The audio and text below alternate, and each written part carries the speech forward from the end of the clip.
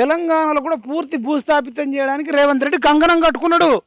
రేవంత్ రెడ్డికి మందు పెట్టాలి అంటే కోమటిరెడ్డి రాజగోపాల్ రెడ్డి లాంటి నికార్సైన తెలంగాణ ఉద్యమకారుడికి నమస్తే తెలంగాణకు 3 కోట్ల రూపాయలు విరాళం ఇచ్చి అప్పుడు తెలంగాణ ఉద్యమానికి ఊపిరి పోసిన వ్యక్తికి 100 కోట్ల ఆస్తులు దాన ధర్మాలు పేద ప్రజలకు పంచిన వ్యక్తికి మీరు సీఎం పదవి ఇస్తే మీ పార్టీ ఏమన్నా బతికే ఛాన్స్ ఉంటుంది. లేకపోతే ఈ కాంగ్రెస్ గ్రాఫ్ మొత్తం పడిపోయింది.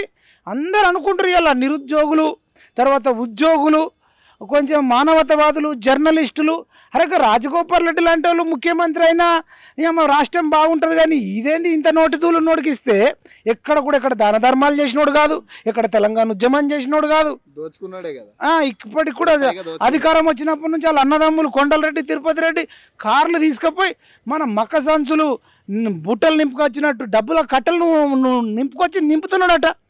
ఇట్లాంటి వాడు ముఖ్యమంత్రి మనకు అవసరమా?